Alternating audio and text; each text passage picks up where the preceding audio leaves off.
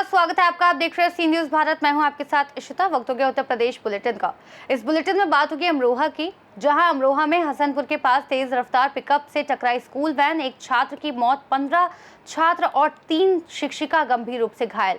इसके साथ ही बात होगी फर्रुखाबाद की, जहां ब्लॉक कार्यालय में घुसकर दबंगों ने बीएमएम की जमकर पिटाई की एवं जाति सूचक गालियों और जान से मारने की धमकी दी। ऐसी तमाम खबरों पर करेंगे विस्तार से बात। अमरोहा जिले के हसनपुर थाना क्षेत्र में गजरौला रोड पर शुक्रवार सुबह एक दर्दनाक सड़क हादसा हो गया। वहीं छात्रों से भरी स्कूल वैन की तेज रफ्तार में आ रही पिकअप के जोरदार भिड़ंत हो गई। टक्कर इतनी भीषण थी कि वैन के परखच्चे उड़ गए और चीख पुकार मच गई। हादसे में एक छात्र की मौके पर ही मौत हो गई, जबकि 15 छात्र और 3 महिला शिक्षक गंभीर रूप से घायल हो गए। सभी को हायर सेंटर रेफर किया गया है। सूचना मिलते ही पुलिस मौके पर पहुंची और वैन में फंसे छात्रों को कड़ी मशक्कत के बाद बाहर निकाला। प्रत्यक्षदर्शियों के मुताबिक वैन चालक गलत दिशा में तेज रफ्तार से वाहन चला रहा था। फिलहाल पुलिस मामले की जांच में जुटी है। दर्दनाक हादसे के बाद क्षेत्र में शोक की लहर है। आज सुबह लगभग 7:20 पे थाना हसनपुर क्षेत्रांतर्गत मनोटा क्षेत्र में एक स्कूल वैन और एक पिकअप लोडर के बीच में एक्सीडेंट हुआ है, जिसमें कुल 9 बच्चे घायल हुए हैं, 2 टीचर घायल हुए, इसका ड्राइवर भी घायल है। साथ ही एक 5 वर्ष की बच्ची और एक टीचर जो इस गाड़ी में थी, उसकी मृत्यु हुई है। इसमें मौके पे तत्काल पुलिस पहुंची थी सूचना से। घायल बच्चों को हॉस्पिटल भेजा गया था, जहां पे इनका इलाज चल रहा है, जिसमें अग्रिम कार्रवाई की जा रही है। कपिल साहब, अभी तक हादसे का कारण क्या निकल के आ रहा है? इसमें जो एक्सीडेंट हुआ है आमने सामने हिट करने से हुआ है।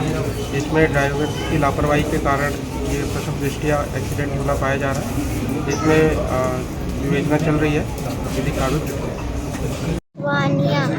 वानिया बेटा कैसे कैसे हुआ ये पता है कुछ? कौन सी स्कूल में पढ़ती हो? IPS। कहाँ पढ़ता है?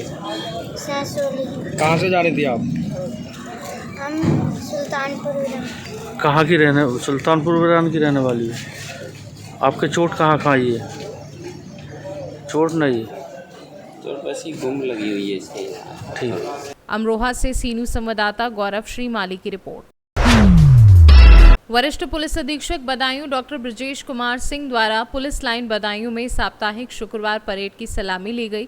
परेड का संचालन क्षेत्राधिकारी उजानी लाइन डॉक्टर देवेंद्र कुमार द्वारा किया गया।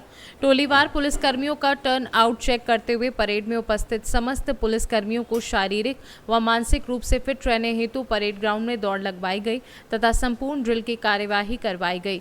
रिजर्व पुलिस लाइन बदायूं में जीटीसी हेतु आए नवनियुक्त रिक्रूट आरक्षियों को आवश्यक दिशा निर्देश दिए गए। परेड के पश्चात रिजर्व पुलिस लाइन बदायूं का निरीक्षण किया गया।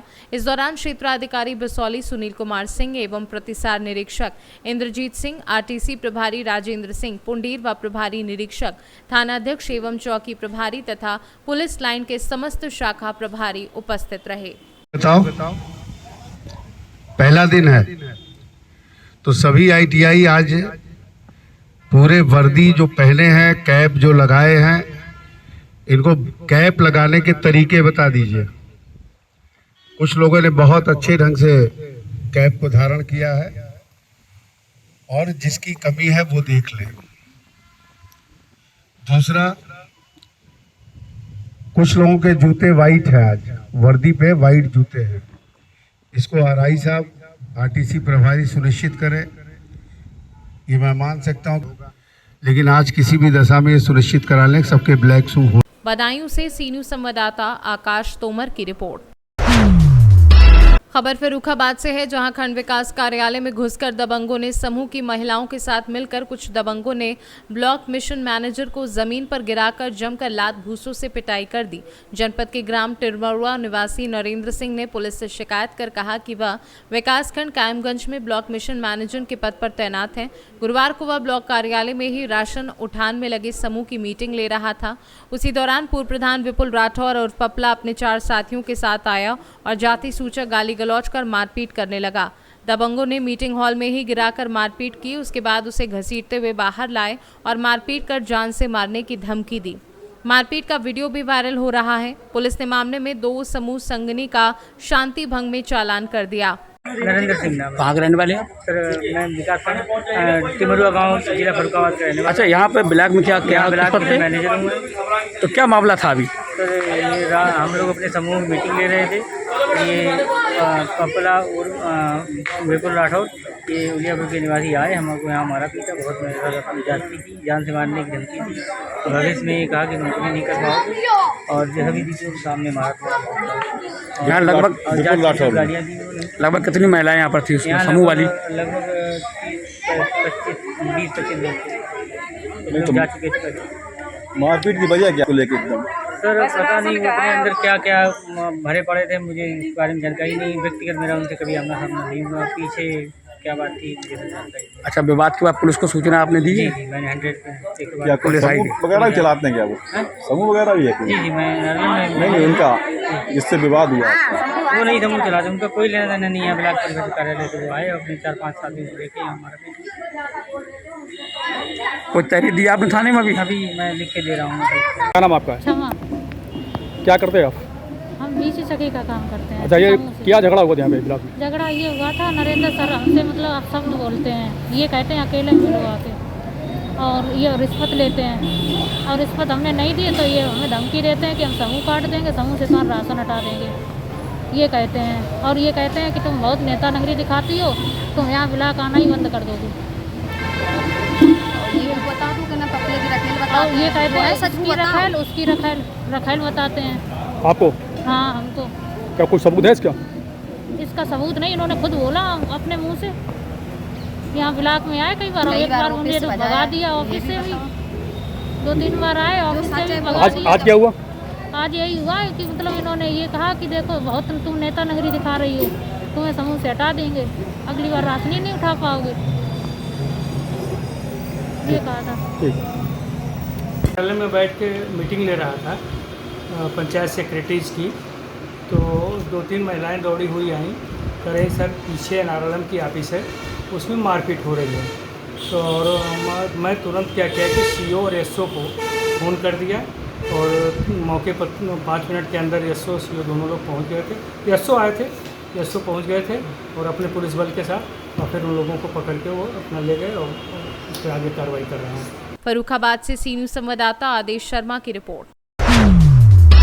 खबर फर्रुखाबाद से है, जहां पुलिस की जवाबी फायरिंग में आरोपी मानू ढेर 20 दिन पूर्व आरोपी ने दुष्कर्म कर हत्या की थी। पुलिस कर रही थी अपराधी मानू की तलाश। मोहम्मदाबाद क्षेत्र के खट्टा ग्राम के पास हुई मुठभेड़। 18/7/2025 को थाना क्षेत्र मोहम्मदाबाद में वांछित अभियुक्त, जो कि एक 8 साल की बच्चे के साथ बलात्कार और हत्या के आरोप में वांछित था, पुलिस द्वारा मुठभेड़ में जवाबी फायरिंग में घायल हो गया, जिसे स्थानीय अस्पताल में डॉक्टरों द्वारा इलाज के दौरान मृत घोषित कर दिया गया। मनु स्वभाव से एक साइकिक किस्म का व्यक्ति था। ये छोटे नाबालिग बच्चों को ही अपने हवस का शिकार बनाता था, और इसके ऊपर कई सारे आपराधिक इतिहास है, जिसमें हत्या, फिरौती के लिए अपहरण जैसे संगीन मामला शामिल है। इस संबंध में पुलिस द्वारा अग्रिम विधिक कार्रवाई की जा रही है। फर्रुखाबाद से सी न्यूज़ संवाददाता सूरज शुक्ला के साथ शिवा की रिपोर्ट। प्रदेश के समाज कल्याण मंत्री असीम अरुण 1 दिवसीय भ्रमण पर कन्नौज पहुंचे। मंत्री असीम अरुण ने सबसे पहले स्वच्छता अभियान के तहत जिला अस्पताल में साफ सफाई कर लोगों को स्वच्छता का संदेश दिया। इसके उपरांत वह युवा संसद कार्यक्रम में भी शामिल हुए। यहां उन्होंने युवाओं से संवाद स्थापित किया।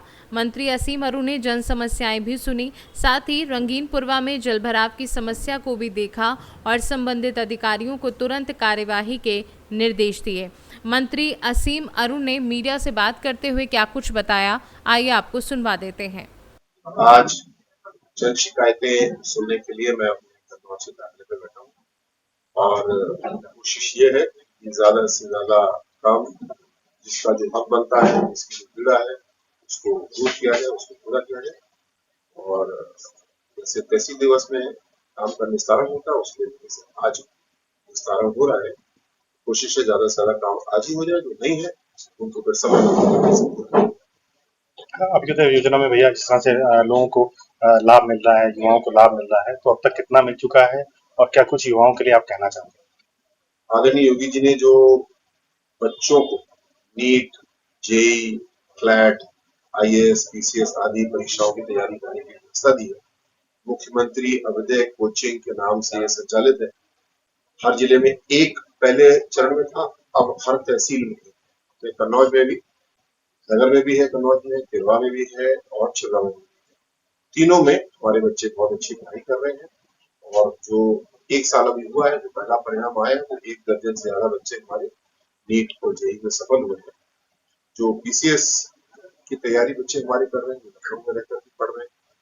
कुल 280 छात्राओं ने PCS मेंस की परीक्षा दी है मुख्यमंत्री कोचिंग के माध्यम से। हमें आशा है कि उसका परिणाम बहुत अच्छा आएगा। कुल मिलाकर के कोई भी बेटा इस बात से पीछे ना छूट जाए क्योंकि उसको कोचिंग नहीं मिल रही है या उसके घर के पास कोचिंग नहीं है। कोचिंग भी आपके घर के पास आ चुकी है और वो फ्री भी है, सभी वर्गों के लिए समान रूप से फ्री है। इससे बड़ी अवसर की समानता देने वाली कोई स्कीम नहीं हो सकती जो योगी जी ने स्वयं बनाकर दी। ये कांवड़ यात्रा को लेकर अपने यहाँ तैयारी है, तमाम तरीके के विपक्ष सवाल भी उठा रहा है और उसको दूसरे धर्म से भी जोड़ रहा है, तो कैसे देखते हैं आप इसको? कांवड़ यात्रा, सावन के हमारे सारे पर्व बड़े हंसी खुशी के साथ में जो तपस्या भाव है उसके साथ कांवड़ यात्रा संचालित होती है, संपन्न होती है। उसके लिए सारी व्यवस्थाएं पूरे उत्तर प्रदेश में खासकर कन्नौज में की गई है। ट्रैफिक के डायवर्जन की, सुरक्षा की भी, मेडिकल की व्यवस्था।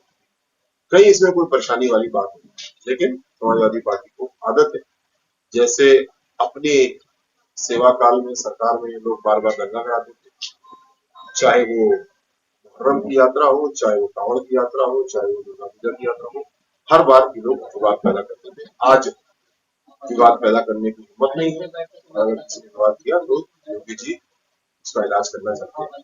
मेरा अनुरोध है, जो सावन की पर्व है, कांवड़ यात्रा है, उसमें सब लोग या तो शामिल हो या व्यवस्था को संपन्न कराएं। किसी प्रकार के विवाद खड़ा करने से बचे, ये हमारी भावना को भी आहत करता है और राजनीति के लिए भी अच्छा नहीं। कन्नौज से सी न्यूज़ संवाददाता महेश गौड़ की रिपोर्ट। इस बुलेटिन में फिलहाल इतना ही। देश और दुनिया की तमाम बड़ी जानकारियों के लिए देखते रहिए सी न्यूज़ भारत।